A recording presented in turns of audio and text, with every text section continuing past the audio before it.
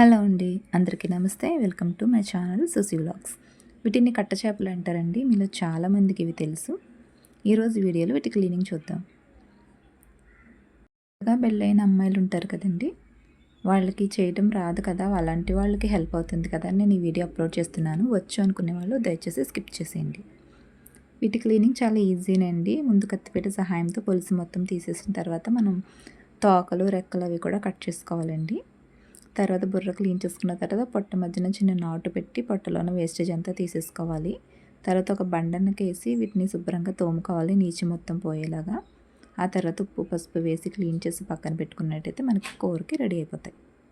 చాలా సింపుల్గా మనం వీటిని క్లీన్ చేసి పెట్టుకోవచ్చండి. ఇవే కాదండి, ఏ చేపలైనా సరే ఈజీగానే చేసేయచ్చు. ఒకసారి చేసేంత వరకే భయం ఉంటుందన్నమాట. చేసామంటే ఈజీగానే వచ్చేది.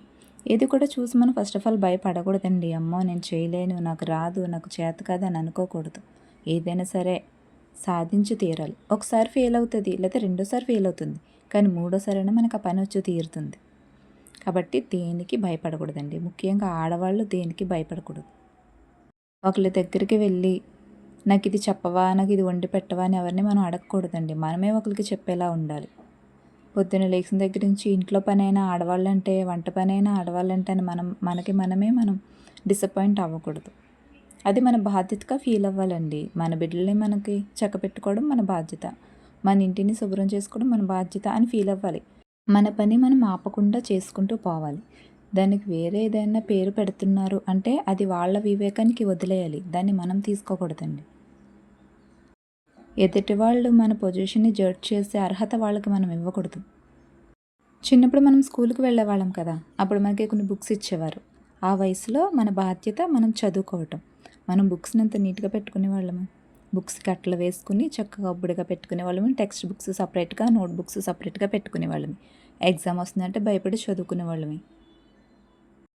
టీచర్స్కి భయపడే వాళ్ళమి. ఆ వయసులో వచ్చి ఇదేంటి చిన్నపిల్లలంటే టీచర్స్కి భయపడాలా, ఎప్పుడు భయపడుతూనే ఉండాలా అని మనం అనుకునే వాళ్ళమండి. అలా అనుకోకూడదు, అది తప్పు. ఎందుకంటే మన బాధ్యత చదువుకోవడం. మనకి చదువు చెప్పడం అనేది టీచర్స్ బాధ్యత. వాళ్ళు మనకన్నా పెద్దవాళ్ళు, మనకి చెప్పేవాళ్ళు కాబట్టి మనం వాళ్ళకి భయపడుతున్నాం. ఇప్పుడు కూడా అంతే అండి. ఈ ఏజ్లో మనకు ఒక ఇల్లు ఇచ్చారు, ఇది మన బాధ్యత. మనం ఇంటిని రన్ చేసుకోవాలి, మన బిడ్డల్ని మనం చక్కబెట్టుకోవాలి, వాళ్ళకి కడుపు నిండా వండి పెట్టుకోవాలి, వాళ్ళ స్కూల్ నుంచి వచ్చేటప్పటికి ఇల్లు మేనేజ్ చేసుకోవాలి. ఇది మన బాధ్యత. ఇంట్లో పెద్దవాళ్ళు ఏదన్నా అంటున్నారని ఫీల్ అవ్వకూడదండి. ఎందుకంటే మనకి చెప్పడం వాళ్ళ బాధ్యత. కాబట్టి ఏది నెగిటివ్గా ఆలోచించుకోకండి. దేనిని కూడా భూతద్దంలో పెట్టి చూడకండి. మన పనిని మనం ప్రేమించమంటే తప్పకుండా పని మనకి తేలిగ్గానే ఉంటుంది. మన పనిని మనం హ్యాపీగా చేసుకుంటూ మన మీద కూడా మనం శ్రద్ధ చూపించుకున్నట్లయితే ఇంకంతకన్నా ఏం కావాలి చెప్పండి. మనం కూడా ఇప్పుడు హ్యాపీగా ఉండేలా చూసుకోవాలి. మనం హ్యాపీగా ఉన్నప్పుడు పిల్లలు మన దగ్గరికి వచ్చారనుకోండి, మనకే హ్యాపీగా ఉంటుంది. అదే మూడ్ ఆఫ్లో ఉన్నప్పుడు వచ్చారనుకో ఏం చేస్తాం, కసిరితాం.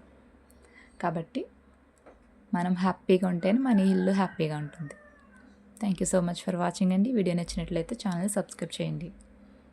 చూసారు కదా, చేపలు క్లీన్ అయిపోయినాయి. వీటిని పులుసు ఎలా పెట్టాలని కంగారు పడకండి, ఆ వీడియో కూడా మన ఛానల్లో ఉంది. ఏమైనా డౌట్స్ ఉంటే చూడండి. లైక్ చేయండి, షేర్ చేయండి, సబ్స్క్రైబ్ చేయడం మర్చిపోకండి. Thank you so much for watching.